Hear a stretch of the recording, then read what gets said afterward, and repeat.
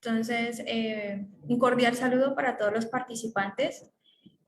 Mi nombre es Ivonne Izquierdo, soy ingeniera agroindustrial de la Universidad del Cauca en Colombia y en esta tarde tengo el honor de presentar este último panel de la segunda conferencia de Juventud de las Américas. Para este tema, para este panel tenemos los temas acerca de los cambios políticos y sociales de las Américas del año pasado y de lo que se prevé para el año 2023. Para analizar este tema tenemos 4 panelistas. El primero de ellos es el licenciado Dardo Núñez, quien es director residente del Instituto Nacional Demócrata para América Latina de Costa Rica. En segundo lugar, contamos con Nicolás Quintana, licenciado en Psicología, influencer de redes sociales y conferencista de Uruguay. Por último, tenemos la intervención de Valeria Guzmán, una de las panelistas más jóvenes de la conferencia y de este panel. Valeria no solo es activista en políticas liberales en su país, Ecuador, sino que también es directiva del Instituto Ecuatoriano de Economía Política y cofundadora del Legado de las Américas. Para iniciar, tendrán un tiempo de 10 minutos cada panelista y luego se complementará 3 minutos adicionales para comentarios o algunas preguntas que salgan acerca de los temas tratados. Iniciaremos con la intervención de el licenciado Núñez. Le damos la palabra. Bienvenido. Muchísimas gracias por la oportunidad de participar, por esta invitación que nos hace el Legado de las Américas para tener una conversación abierta sobre un tema de primera importancia, que es qué es lo que estamos viendo en términos del fenómeno político latinoamericano, qué tendencias, qué patrones encontramos. Y yo quisiera, para aprovechar el tiempo, básicamente organizar mi reflexión a partir de 3 subsistemas de análisis o 3 dimensiones de análisis. La primera es entender qué desafíos políticos enfrenta América Latina desde la perspectiva del funcionamiento de los regímenes políticos. ¿Qué desafíos políticos enfrenta América Latina desde la perspectiva de la evolución contemporánea de las sociedades latinoamericanas? Y tercero, ¿qué desafíos enfrenta la región en su diálogo con el sistema internacional, es decir, en su interlocución con el sistema internacional en su conjunto? Y si tuviera que ser muy directo, tendría que decir que desde la primera dimensión de análisis, la evolución de los regímenes políticos, pareciera que América Latina ha entrado en una fase de lo que los españoles llamaban después del mayo del 68, los europeos llamaban después de mayo del 68 un proceso de reflujo, es decir, una suerte de proceso de lo que algunos llaman recesión democrática, otros u otras hablan de regresión política y deterioro institucional. A eso me voy a referir un poquito con profundidad más adelante. Desde la perspectiva de la segunda dimensión, que es la dimensión de cómo evolucionan o el estado de nuestras sociedades, tendríamos que decir que pareciera que el rasgo dominante de las sociedades latinoamericanas está signado por 2 grandes factores. Un malestar social extendido y una tendencia acentuada a la fragmentación de los actores sociales que conforman América Latina y sus países. Y desde la perspectiva del sistema internacional, habría que decir que estamos ante una coyuntura histórica en donde hemos perdido la capacidad de sostener los acuerdos básicos a los que habíamos llegado y por ende hay un castigo, un debilitamiento del sistema de gobernanza global que habíamos alcanzado después de la Segunda Guerra Mundial. Permítame profundizar brevemente en cada una de estas 3 dimensiones. Desde la primera óptica, los desafíos de la democracia, o de la democracia, de la política democrática en América Latina, esa tendencia hacia la regresión o hacia el retroceso democrático que estamos viendo en muchos de nuestros países, tiene al menos 7 elementos o 7 tendencias importantes. Número 1, somos testigos de esfuerzos de concentración de poder y de endurecimiento político de las élites que ejercen poder. En varios de nuestros países tenemos actores y grupos de poder que han accedido a los cargos de representación por vía democrática y que tienden a ejercer procesos de concentración y alineamiento entre las instituciones, con una suerte de tendencia a que la diferenciación entre poderes públicos, o sea, la llamada separación de poderes, se vuelva difusa y los órganos de control pierdan suficiente autonomía. Es lo que algunos han empezado a hablar de que ya la América Latina, que vivió en los años 50, 60, 70 el fenómeno de golpes de Estado, ahora lo que estamos siendo testigos en algunos países con mayor o menor frecuencia de tendencias que podríamos llamar golpes desde el Estado, cuando un poder trata de ejercer hegemonía sobre los otros y diluir los sistemas de frenos y contrapesos. Segundo elemento, tendríamos que decir, o tendencia es, que bajo esta lógica de concentración de poder, los actores de poder tienden a generar un fenómeno que podríamos llamar de ampliación de la oposición. Es decir, la oposición ya no solo van a ser los partidos políticos que están fuera de la alianza o que no están alineados con el interés de aquellos y aquellas que ejercen poder, sino que la oposición es, en ciertos contextos, la sociedad civil organizada, son en ciertos contextos los movimientos sociales, son en ciertos contextos los medios de comunicación colectiva, los y las generadoras de opinión.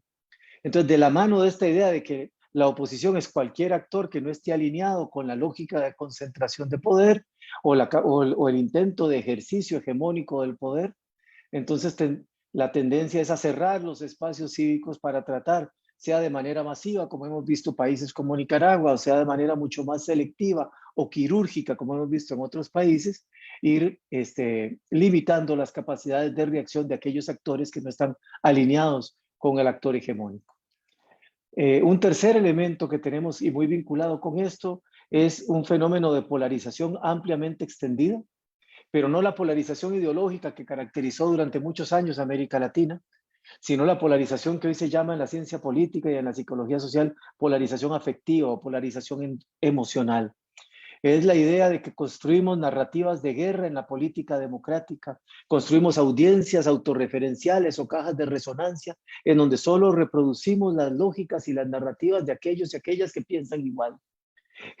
Se diluyen los centros políticos y tienden a adelgazarse los espacios de mediación y de encuentro entre actores que piensan diferente. Y ese reforzamiento a partir de las cajas de resonancia, de las narrativas políticas excluyentes, implican una lógica de cancelación política del enemigo, porque ya no es el opositor o el adversario, sino el enemigo político o la enemiga política. Estos fenómenos de ampliación de la oposición, concentración de poder, polarización, vienen acompañados por el uso masivo de estrategias de desinformación y, como decía, normalmente el reforzamiento de narrativas de exclusión. Con el enemigo político no se dialoga, al enemigo político se le cancela o se le elimina. Un quinto elemento clave es que estamos en una suerte de transiciones fallidas de los sistemas de partidos políticos, probablemente en la mayor parte de los países de América Latina. No hemos sabido hacer buenas transiciones políticas en Centroamérica, Costa Rica, por ejemplo, lo que hemos visto en Guatemala, que ha producido más de 100 partidos políticos desde 1985 a la fecha, 80 de los cuales desaparecieron en el horizonte promedio de 10 años desde que nacieron, generando un fenómeno de desinstitucionalización y profunda fragmentación o creciente fragmentación de los partidos y la irrupción del fenómeno de la personalización de la política, que además tiene largo anclaje en nuestra América Latina, dado la tradición caudillista. Un sexto elemento es que estamos ante la evidencia de la irrupción de redes de poder ilícitas en la política latinoamericana en su conjunto, vinculado tanto a estructuras criminales convencionales, vinculadas a redes internacionales como el narcotráfico, la trata de personas, el tráfico de armas, por ejemplo, en el caso centroamericano con mucha relevancia el tráfico de migrantes o como se le conoce coloquialmente el coyotaje, que empiezan a competir con las élites tradicionales que ejercían poder o tenían capacidad de control de la agenda pública. Entonces tenemos la irrupción de estructuras ilícitas vinculadas a crimen organizado, a estructuras complejas de corrupción, que son nacionales y transnacionales, locales e internacionales. Me explico. Hay una irrupción de nuevos actores políticos y sociales que tienen lógicas de acumulación de poder desde el mundo de lo ilícito y una creciente zona de integración con lo institucional y con las economías lícitamente establecidas en América Latina. Y un séptimo rasgo importante que estamos viendo desde la perspectiva política es el fenómeno de la remilitarización, de la remilitarización en la región. Es evidente que cada vez más gobiernos descansan en la capacidad orgánica de las Fuerzas Armadas para hacer avanzar sus agendas políticas. Durante la pandemia vimos a las Fuerzas Armadas vacunando en muchos de nuestros países. Las vemos realizando política social, programas sociales, transferencias condicionadas. Las vemos, hay una ampliación de la función, digamos, de las funciones convencionales de las Fuerzas Armadas, que viene acompañada además de una creciente influencia en las instituciones y en los ámbitos de la vida civil. Complementariamente, como les decía, tenemos un fenómeno de sociedades que podríamos llamar de baja densidad democrática. Y aquí en el minuto y medio que me queda, decirles, al menos nombrarles los 7 rasgos fundamentales desde mi perspectiva. Primero, tendencia a la fragmentación, creciente diferenciación y fluidez en las identidades políticas y sociales que caracterizan a las sociedades latinoamericanas. Segundo, una creciente indiferencia ante la marginalidad de la política para resolver problemas concretos de las personas y un enfoque centrado en la sobrevivencia. Amplios sectores sociales normalizan la convivencia con fenómenos como violencia y corrupción o crimen organizado y buscan salidas alternas a la posibilidad de esperar servicios y políticas públicas que atiendan los desafíos vinculados a la incidencia de estos factores. Tercero, la opción es la deserción, sea la deserción de la política o la migración masiva, como estamos viendo ante la falla sistémica de nuestras instituciones en varios de nuestros países. Cuarto, el malestar extendido, lo que algunos llaman la era del enojo social que está establecida, que puede expresarse en términos de movilización sociales robustas, lo que estamos viendo en varios países en los últimos 5 años, ¿verdad? O a través del espacio virtual, el espacio digital, que refleja en muy buena medida el estado de enervamiento social y anímico que tienen nuestros y nuestras ciudadanas. Un elemento es que frente al estado de malestar, la movilización, está la respuesta de poder, que es la convivencia con distintas formas de represión preventiva, concurrente o selectiva o masiva. Sobre eso podemos profundizar dependiendo del país de que vayamos a hablar. Y finalmente, la adopción de narrativas y la adhesión a proyectos antisistema. Ante la falla del sistema político, ante la falla de la democracia como una opción o régimen político que responde a las necesidades concretas de la gente, entonces la adopción de narrativas antisistema está instalada socialmente y se empieza a ver reflejada en patrones de comportamientos electorales a lo largo y ancho de nuestra región. Ese sería mi primer planteamiento un poco para abrir la conversación con mis colegas del panel de la tarde de hoy.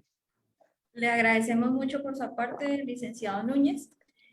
Vamos a continuar con el segundo panelista. Ahora le corresponde a exponer al licenciado y psicólogo Nicolás Quintana. Le cedemos la palabra. Bienvenido. El micrófono, por favor, licenciado. Hola Ivonne, ¿ahora sí? Ahora sí, estás, perfecto. Ivonne, Eduardo, Valeria, toda la gente que está conectada. El agradecimiento a Cumbre de las Américas. Bueno, yo tengo una óptica que tal vez no sea la que en un foro internacional de esta característica se vaya a esperar. Venimos a hablar de los cambios políticos en el 2022, cómo pueden impactar en el 2023. Ya en el nombre de este foro hay una premisa implícita. Hay cambios, hablemos de los cambios que se vendrán. Hay una lógica, una forma de pensar que trae implícito que en la política hay una serie de cambios que se van sucediendo y cuando los llevamos a escala continental, más cambios todavía, porque cada país tiene una realidad distinta. Pero yo no veo eso. Es más, yo no veo ningún cambio. Yo veo todo exactamente igual. Puedo decirles con total certeza que el 2023 no va a tener ningún tipo de cambio. El 2022 no representó ningún cambio para ningún país de América. Y no veo que en el futuro cercano haya nada parecido a un cambio. Y lo voy a fundamentar. Yo tengo acá algo que se llama Constitución de la República Oriental del Uruguay. Yo soy uruguayo. La voy a sacar a relucir acá porque ustedes no saben que en Uruguay la Constitución no significa nada, no la cumple prácticamente nadie.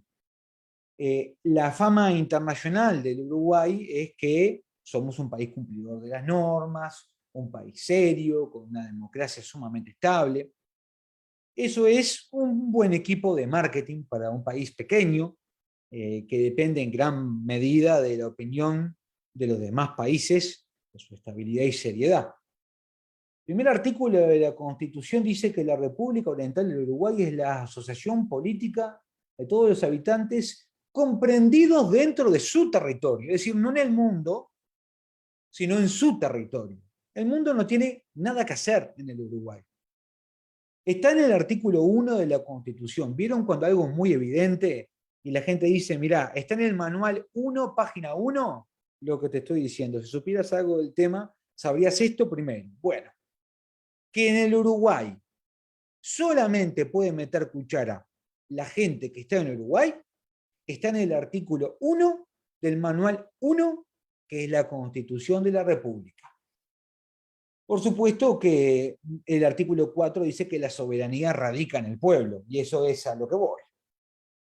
En el Uruguay, en vuestros países, Valeria, Ivonne, Eduardo, se votan gestores de gobierno. No votamos gobernantes, votamos gestores de una agenda que el pueblo no elige.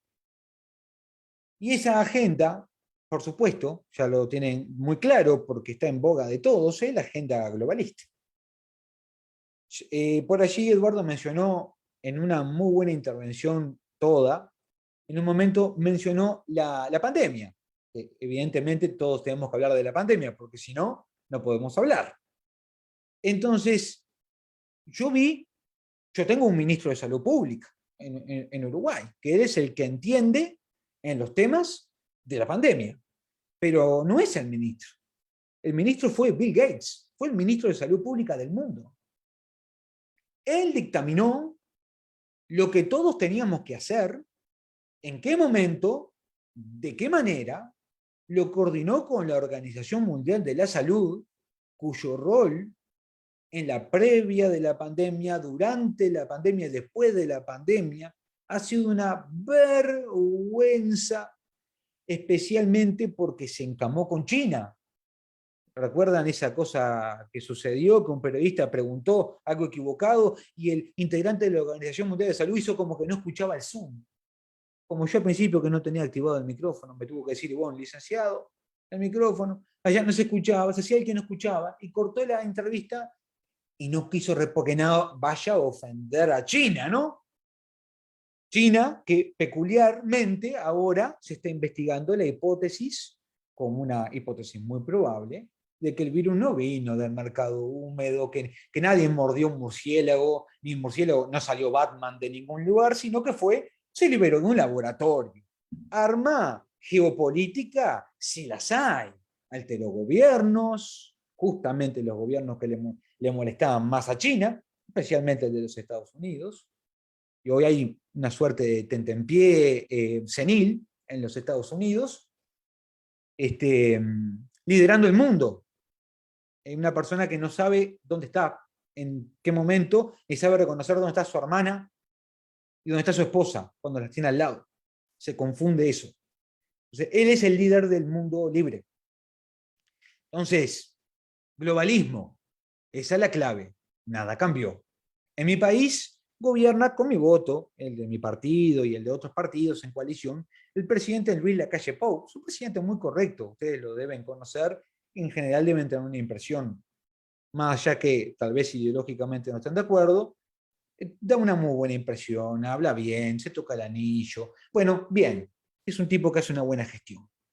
Da bien para afuera. Pero más o menos las políticas generales de base del Uruguay se mantienen exactamente incambiadas del gobierno frente amplista. con Tabaré Vázquez, que también daba bien, yo nunca entendí por qué, pero da bien a la gente. Con Mujica, que ya no cae tan bien en América, pero en Europa es una popstar, un rockstar total, es el ídolo de toda la juventud que nunca se tuvo que agachar ni para agarrar un lápiz. Toda la burguesía acomodada europea ve a Mujica como un gran ídolo de masas. Paradójico.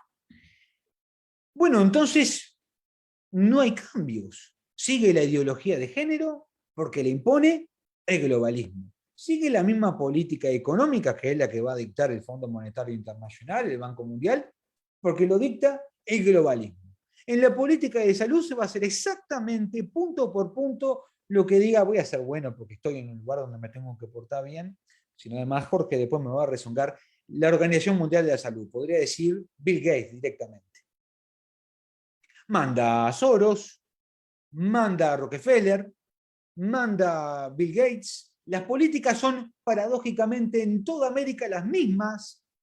Hay ministerios dedicados a entregarle dinero a la gente para sacarla de la pobreza, de forma absolutamente acrítica, sin preguntarse cómo transferencia de dinero van a resolver un problema que los sociólogos y los opinólogos se rompen diciendo que es estructural y social, y etcétera, etcétera, pero la solución es transfiriendo dinero, y justo esa política coordinadamente la decidieron todos los gobiernos.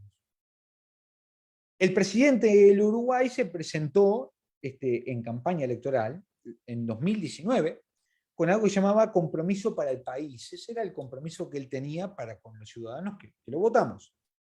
En ninguna parte del compromiso para el país hablaba de la Agenda 2030, ni tenía ningún postulado de la Agenda 2030. Y así se lo votó y fue electo presidente. Recuerdan la Constitución, ¿no? Lo que determinan, según el artículo 1, es la gente que está comprendida dentro del territorio. Pues bien, el presidente del Uruguay, meses después de asumir, hizo su viaje al foro internacional del momento, van haciendo la peregrinación a todos los foros y repitiendo el discurso políticamente correcto que en este momento haya que repetir, y dijo, el Uruguay tiene una agenda, la Agenda 2030. 2 ¿Sí? minutos, licenciado. Sí, los tengo acá en un cronómetro, mirá, lo voy a mostrar en la cámara para portarme bien. La Agenda 2030, y yo dije, wow, me hubiera avisado en campaña electoral, porque yo esa agenda no la voto. No la voto, y no la votó nadie en Uruguay. Pero por defecto, el presidente del Uruguay dijo, nuestra agenda es la 2030. Y el Frente Amplio antes no dijo nuestra agenda es la 2030, pero la aplicó. El próximo gobierno del Uruguay, sea cual sea, lo digo hoy, las elecciones son en 2024, no importa quién gane, va a aplicar la Agenda 2030. No sé de qué países están conectados, acá hay mucha gente conectada. Todos los países de ustedes van a aplicar la Agenda 2030. No eligen gobernantes, eligen gestores. La democracia, que es el soberano expresándose libremente de representación, no existe, puesto que los que eligen ustedes ejecutan las órdenes de gente que ustedes no eligieron, que ustedes no saben cómo se llaman y que además ellos no saben ubicar su país en el mapa, como una frutillita arriba de la torta. Por ende, hablar de partidos políticos integrados, desintegrados, potentes, no potentes, sociedad fragmentada, es absolutamente irrelevante porque no nos estamos representando soberanamente, tenemos un cascarón de democracia, nada ha cambiado, nada cambió, nada cambiará. Muchas gracias.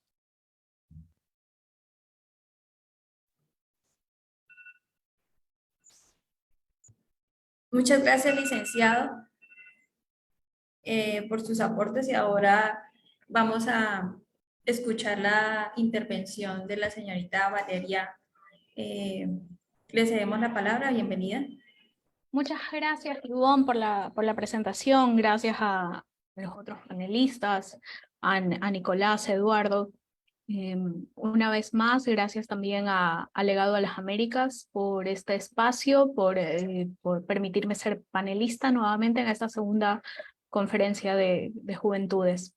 Me gustaron muchísimo sus aportes. Algo que sí quiero destacar es de la perspectiva de Nicolás, que no ha habido cambios en la política latinoamericana, lo cual es algo bastante cierto, ¿no?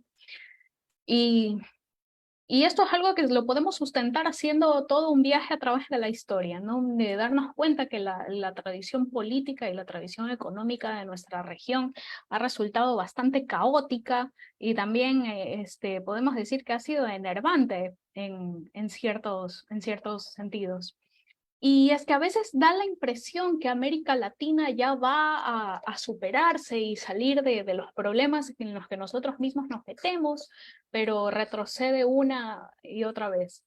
Y el panorama político, todo lo que estamos viendo en nuestra región es un síntoma de esto, síntoma de lo que siempre ha ocurrido, la historia de países que incluye a los gobernantes y a los ciudadanos, que no aprenden las lecciones y caemos una y otra vez en el populismo, en el estatismo, en la redistribución, creyendo erróneamente que si aplicamos lo mismo que hemos aplicado todo el tiempo, obtendremos resultados distintos, ¿no? Y creo lastimosamente que esto se debe a que existe este peso histórico sobre nuestra región, que retrocedemos lo que hemos avanzado. En este caso podemos mencionar a Chile. Hay un debate mundial entre todos los debates mundiales que están en boga ahora. Es el de la igualdad, pero la igualdad malentendida. Y este es uno que tiene mucho énfasis en América. Y es que buscamos la igualdad de condiciones materiales. Y el gran problema con esta búsqueda es que solo se puede alcanzar aniquilando la libertad con el intervencionismo estatal, obviamente. Porque si dejamos que las personas actúen libremente, que persigan sus proyectos de vida, lo que estamos permitiendo son también los resultados diferentes. Entonces, lo que ocurre en América Latina es que tenemos tan arraigada esta idea de la igualdad material, que es algo completamente opuesto a los resultados que produce la libertad. Entonces, en esta persecución de la igualdad, lo que hacemos es incrementar el tamaño del Estado, como lo que pasó en mi país. Yo soy ecuatoriana, pero como ha quedado más que demostrado, tampoco se ha logrado la igualdad, porque las nuevas élites que se formaron aplicando estas ideas igualitaristas se convierten a la final en los poderosos que deciden qué le toca a cada uno. Y se establece esta condición de desigualdad que es incluso más agresiva de la que tendríamos en una sociedad libre, porque arbitrariamente se está decidiendo sobre la vida de los demás. Y si vemos en América Latina, las sociedades más desiguales desde el punto de vista de cómo vive la clase política, es decir, los que gobiernan, y cómo viven los ciudadanos comunes y corrientes, tenemos a Venezuela y Cuba. Y al final esta búsqueda de la igualdad es un mito, ¿no? Porque no se puede lograr. Lo que sí se logra es la destrucción de los incentivos que forman las instituciones que establecen para que las personas sigan adelante, se destruye el impulso empresarial, se suben los impuestos, los capitales se van a otros países, se gastan mal. Entonces, mientras se van arruinando nuestros países, simultáneamente, los gobernantes sí se van llenando los bolsillos. Y esto también es porque hay algo en los seres humanos, tenemos esta inclinación natural a compararnos con los demás. Y puede llegar incluso a molestarnos que el de al lado esté mejor que nosotros. Y esto tiene su base en la envidia, que a fin de cuentas es un fenómeno sociológico. No recuerdo el nombre del sociólogo alemán que trata esto en un libro que explica cómo la envidia es la base de estas teorías igualitarias y redistributivas y cómo los políticos explotan este impulso, porque la sociedad obviamente tiene sectores, o más bien todos tenemos el potencial de ser envidiosos y nos puede molestar que al vecino le vaya mejor. Entonces, estas políticas que supuestamente reducen la desigualdad se supone que son políticas que nos benefician, ¿no? Porque le van a quitar a él porque tiene más y le vamos a dar al que tiene menos. Pero lo que pasa es que ese capital en realidad se deja de invertir en la economía privada, disminuyen los empleos. Entonces, pasa lo mismo también si se llevan el dinero al extranjero. Entonces, esto de quitarle al otro es un engaño en el que se cae permanentemente y es provocado por los políticos irresponsables y populistas que tenemos. Hay otras culturas en las que la igualdad desde el punto de vista material, que es, como lo he explicado, no tiene mucha relevancia.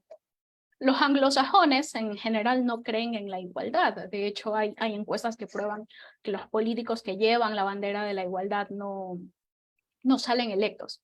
No es popular. Porque existe esta tradición liberal de ser responsable por nuestra existencia, lo cual es respetable y admirable. En Estados Unidos, lo que sí ha ocurrido en este país es que se ha argumentado de otra forma. Hay sectores que no tienen ciertos beneficios, por lo tanto el Estado debe proveer, pero no es tanto una política redistributiva, como sí se lo ha enfocado en América Latina. No es lo mismo decir que el Estado puede aliviar los problemas de quienes no tienen, lo cual uno podría apoyar, a decir que el Estado debe redistribuir porque no es justo que uno tenga más que el otro. Son dos argumentos completamente diferentes y depende de la cultura en la cual uno está inmerso. Entonces, este es el contexto que siempre ha padecido América Latina.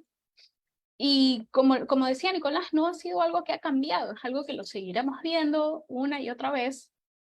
Se retrocede lo que se ha avanzado y esto es lo que pasa este es el contexto latinoamericano.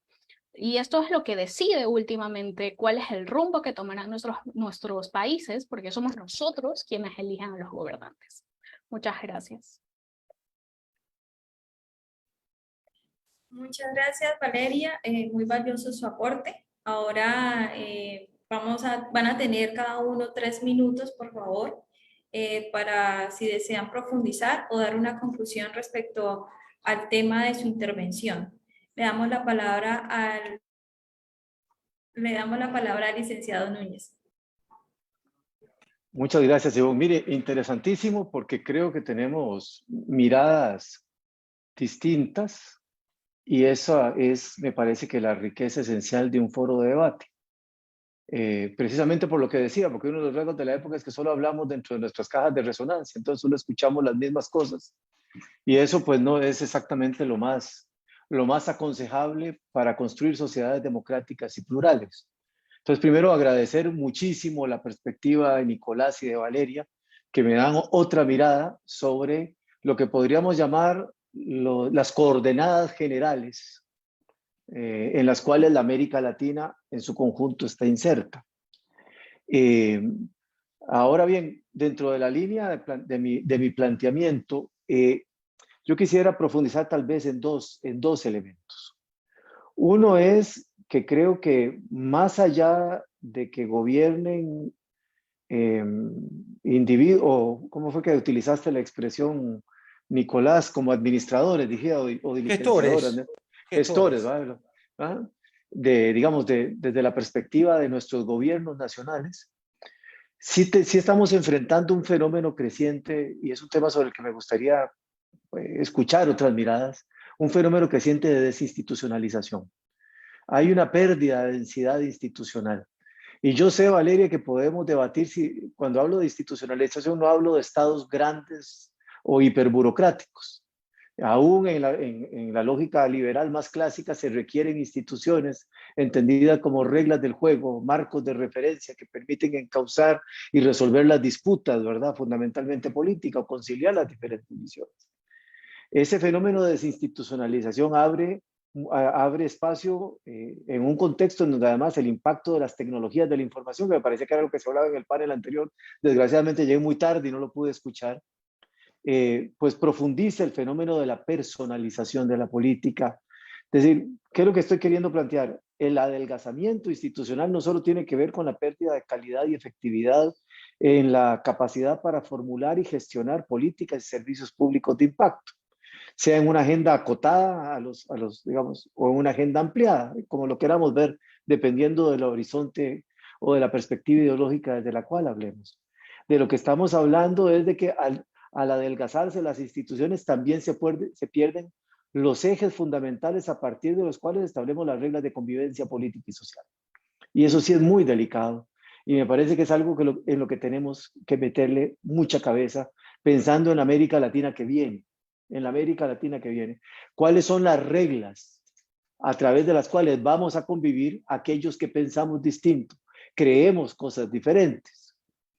Y cómo desde esas diferencias construimos acuerdos mínimos sobre esas reglas de convivencia, en donde podamos hacer valer nuestras convicciones, pero a la vez vivir en sociedad. El segundo elemento que quisiera remarcar, y que me parece que también es relevante, es cómo recuperamos, y si quiere paro acá para no comerme el espacio de los demás, pero lo dejo planteado, cómo recuperamos esto que estamos teniendo aquí, espacios plurales de diálogo, de manera que las distintas miradas que existen sobre el desarrollo, sobre la política, sobre la democracia, sobre el funcionamiento de nuestras sociedades, sobre la gestión de la pandemia, sobre el modelo económico, sobre el sistema internacional y su capacidad de imponernos agendas, como planteaba Nicolás, etcétera. ¿Cómo conseguimos poner a dialogar los distintos? ¿Cómo conseguimos ejercer efectivamente en democracia? Porque, permítame cerrar mi reflexión, creo que la democracia es el único sistema que garantiza que aquellos que somos distintos y distintas podamos convivir en un marco razonablemente pacífico de entendimiento. Y eso me parece que es esencial que tratemos de proteger. Gracias y pido disculpas porque no fui tan disciplinado como Nicolás y como Valeria en el manejo del tiempo. Muchas gracias, licenciado. Le damos la palabra al licenciado Nicolás. 3 minutos. Ahora sí tengo el micrófono bien. Está. Uruguay como un ejemplo que siempre dicen, qué democracia en el mundo, ¿eh? Escucho gente hablando en inglés, el ejemplo uruguayo, las elecciones de Uruguay, el respeto por cambio de mando, la transición, la alternación en el poder de los partidos. Yo a veces no, me imagino que Uruguay es muy pequeño, no sabe nada de la historia de Uruguay. Uruguay pasó 200 años gobernado por un solo partido. La alternancia de Uruguay se daba perfectamente porque era del mismo partido entre ellos. Se iban pasando de un candidato al otro, así es re fácil. Hubo muy pocos cambios. Ahora con la coalición de izquierda se movió un poquito más la cosa. Pero la democracia de Uruguay es como un paciente oncológico que está estable. Entonces vos lo mirás y decís, che, qué bueno que esté estable, pero mejor sería que no estuviera enfermo. Entonces, sí, claro, es una democracia estable. Es una democracia en el cascarón también. Aquí tuvimos 2 pronunciamientos populares del soberano para defender una ley, que es una ley de amnesia, o sea, destinada a la unión de los uruguayos, de los nacionales, después de un hecho traumático, que hubo combate interno en el Uruguay, a partir de los 60 en adelante, hasta el 80 y largo, 84 aproximadamente. 2 veces el pueblo se expresó de forma directa para mantener esa ley. 2 veces, en democracia directa, cada uno de los ciudadanos, voto obligatorio. El Parlamento agarró esa ley un año y poquito después del segundo pronunciamiento popular de democracia directa y dijo la ley no va más. Bueno, si hay algo que te marca la calidad democrática de un país es cuando en las pocas ocasiones que tenés democracia directa se respeta lo que dice el soberano. Bueno, en Uruguay no se respeta lo que dice el soberano. A partir de eso tenemos prisioneros políticos en el Uruguay. Pues es una vergüenza para una democracia, ¿no? Yo lo quería, antes de terminar, porque me queda un minutito y menos, mientras explico cuánto me queda, que yo terminé diciendo, no hubo cambio, no hay cambio, no habrá cambio. Y es verdad, el sistema está armado de esa manera, salvo que alguien haga algo, salvo que nosotros hagamos algo. ¿Y qué es lo que podemos hacer? Y hay que escuchar al globalismo nomás. Ellos te dicen lo que tenés que hacer. Cuando se juntan en esos foros, y se juntan y hablan y tienen los traductores, ¿de qué hablan? ¿Cuál es el enemigo común? Las redes sociales. Y las redes sociales, la desinformación, las fake news, cuidado, los fanáticos, esto, las redes sociales, la gente que se acumula por redes sociales, son terroristas.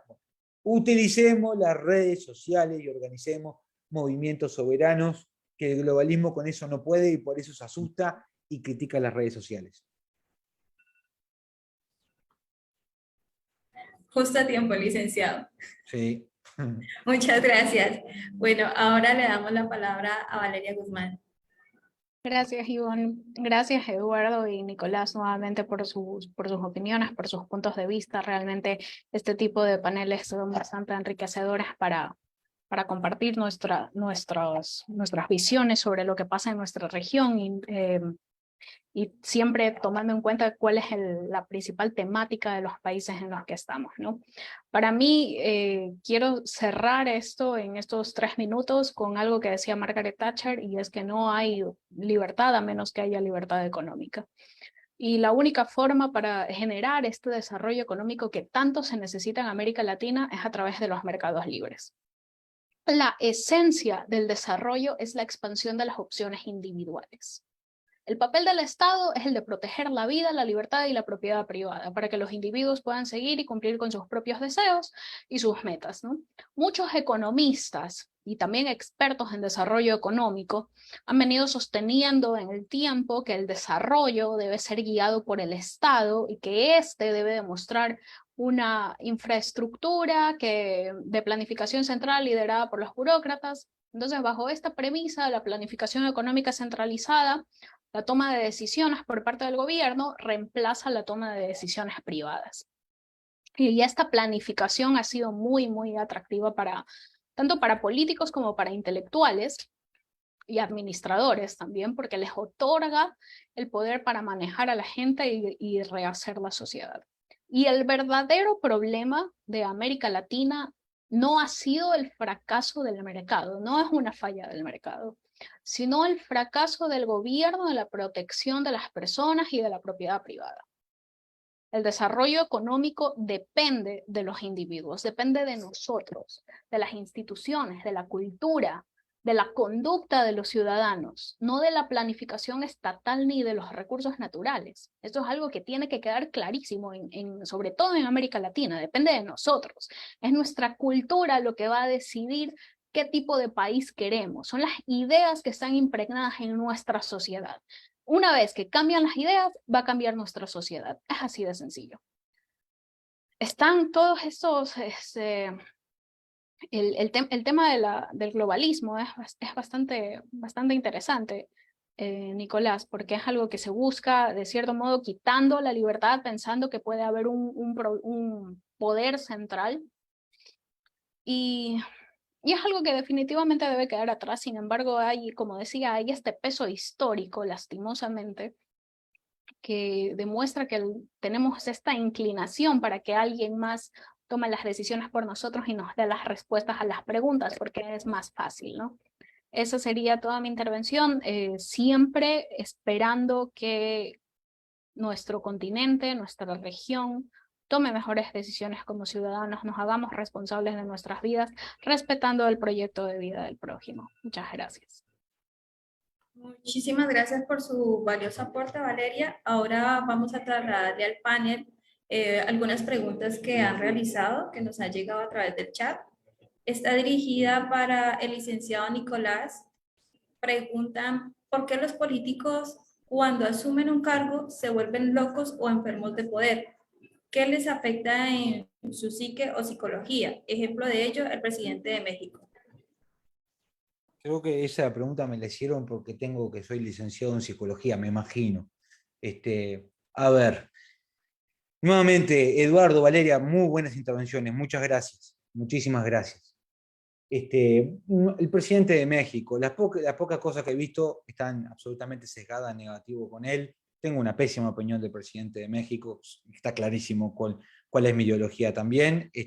No lo voy a abarcar específicamente en el caso de él, pero sí voy a decir que hay ciertos rasgos de la personalidad. Miren, cuando hablamos de la personalidad de alguien, hay muchas formas que podemos hablar de ella. Una es la teoría de rasgos, es decir, ciertos aspectos que son predominantes y que tenemos todas las personas, los mismos aspectos. Los tenemos hacia arriba o hacia abajo, ¿sí? Por ejemplo, una persona es más excéntrica o menos excéntrica. Entonces, en la medida de eso, va a ser más introvertido o menos introvertido, va más para afuera o más hacia adentro, ¿verdad? Ese es un ejemplo que les doy, ¿verdad? El político, para hacerlo, tiene que tener ciertas características, ¿o no? ¿Está? Bueno.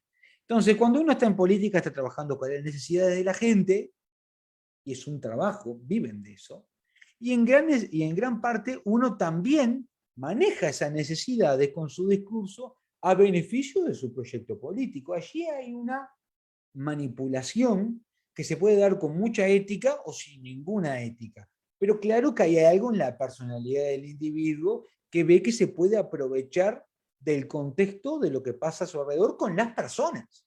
Hay gente que eso, para nada. Bueno, eso va pintando un tipo de personalidad que puede ser una personalidad tendiente a ser complicada. Entonces, en las campañas políticas no es que se vuelven enfermos con el poder, ya son enfermos. En las campañas políticas te venden algo para que vos no te des cuenta de que son de lo peor.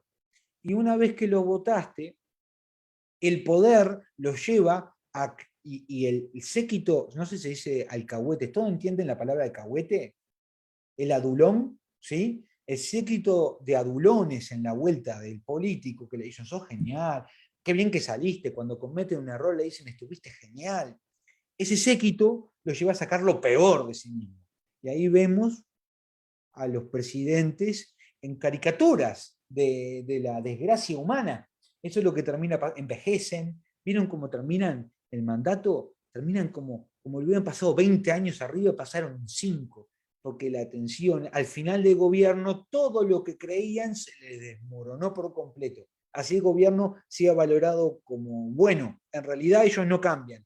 Es la percepción de ellos que tenemos la que cambia porque nos dimos cuenta de quiénes son en verdad después de que ganaron.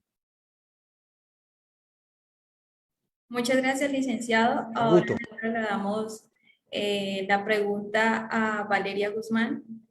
Le preguntan, el problema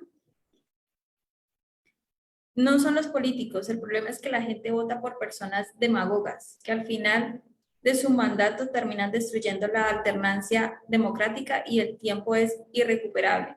¿Alguna opinión, Valeria?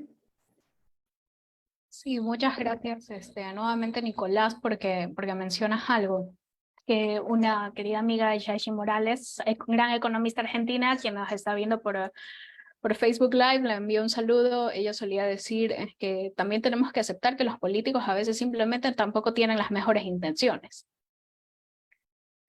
Sí, el problema, todo parte de la cultura, como decía, no es una respuesta muy políticamente correcta, pero a mí me encantan los comentarios políticamente incorrectos. Es que sí, el problema es la gente, pero no suena bonito decir el problema en Latinoamérica es la gente. Entonces tenemos que hacer todo este análisis sobre por qué los políticos, que son los que nos gobiernan, o como dijo Nicolás, los gestores de nuestras legislaciones, de nuestras instituciones, explotan estas, no sé incluso si decir la inseguridad que tenemos las personas.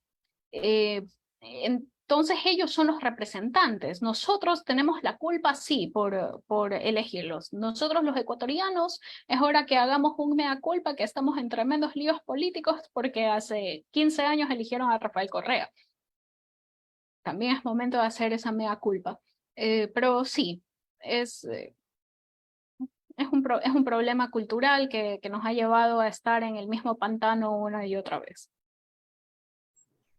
Bueno, muchas gracias, Valeria. Y para el licenciado Núñez, preguntan a través de WhatsApp, ¿por qué siempre se habla de democracia y no de república? Es una excelente pregunta. No toda república es per se democrática. Y creo que el punto es que deberíamos de debatir, y creo que es el esfuerzo de Occidente en los últimos años, es tratar de poner a dialogar y convivir república y democracia. Y creo que toda democracia requiere la existencia de una república robusta, requiere instituciones, Estado de Derecho, requiere respeto a ciertos principios fundamentales, a las libertades fundamentales de las personas. La democracia me parece que enriquece la república. Ahora bien, comparto que efectivamente el debate que estamos viendo en los últimos años gira en torno a la pérdida de calidad y efectividad de las democracias latinoamericanas. Y usted sabe que es una paradoja, porque a final de cuentas, vivimos el periodo democrático más largo en la historia de América Latina, aún con sus imperfecciones. Nunca habíamos tenido este grado de estabilidad política, aún en medio de las amenazas a la estabilidad que vemos en varios países.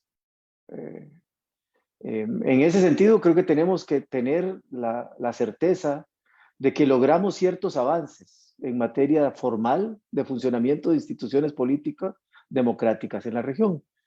Las instituciones políticas democráticas que han existido en la región son esencialmente republicanas. Entonces yo creo que no hay contradicción. De lo que estamos hablando es de construir auténticas repúblicas democráticas en América Latina. Y para eso requerimos instituciones, y para eso requerimos diálogo político, y para eso requerimos reglas del juego, y para eso requerimos respeto a la legalidad de las instituciones.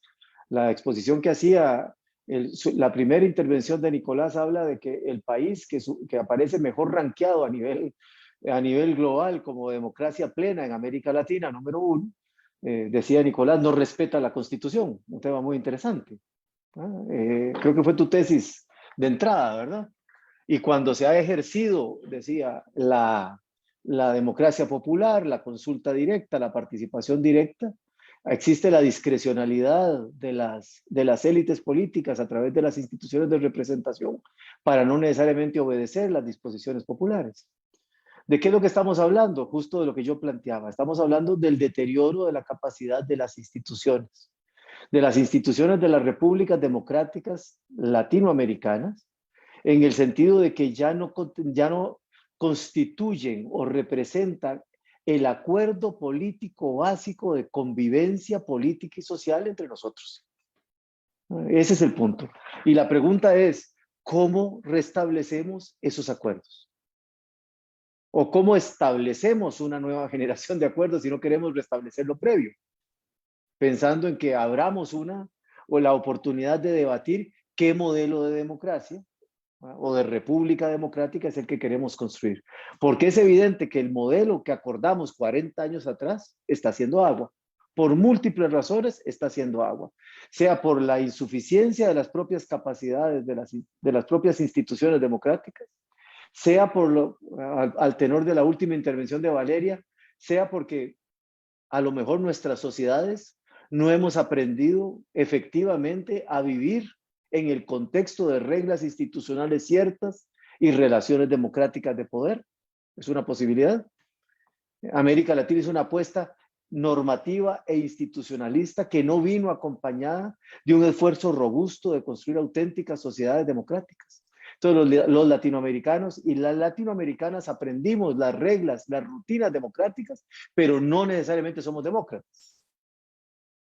Y ahí está el kit del asunto. Entonces, creo que el punto para mí es remarcar eso. No creo que tengamos que hablar de manera excluyente en torno a república y democracia. Creo que nuestro proyecto es de construir repúblicas democráticas y lo que tenemos que preguntarnos es cómo conseguimos el equilibrio fundamental a la hora de reconstruir o de construir nuevos diseños normativos e institucionales que sean efectivos, que sean creíbles y que nos representen en nuestra diversidad. Muchas gracias, licenciado, por su aporte y respuesta. Bueno, no tenemos más comentarios o inquietudes acerca de los temas tratados. Para finalizar este panel, agradecerles pues primero su participación y quisiera darle la palabra a Valeria Guzmán para que haga el cierre de este panel a nombre del Legado de las Américas. Gracias, Ivonne. Muchas gracias a todos los que nos han acompañado. Ha sido una larga jornada para esta segunda conferencia. Gracias a todos los panelistas, especialmente a mis compañeros de panel Eduardo Núñez y Nicolás Quintana. Gracias también a quienes nos han seguido por Facebook Live y por otras redes. Es un honor representar al Legado de las Américas en esta conferencia y esperamos que nos sigan acompañando de nuestros proyectos que tenemos para la construcción de una mejor región para todos nosotros, que es nuestro fin. Ya está la premisa de nuestro nombre, construir un legado a las Américas. Muchas gracias a todos. Hasta un próximo evento.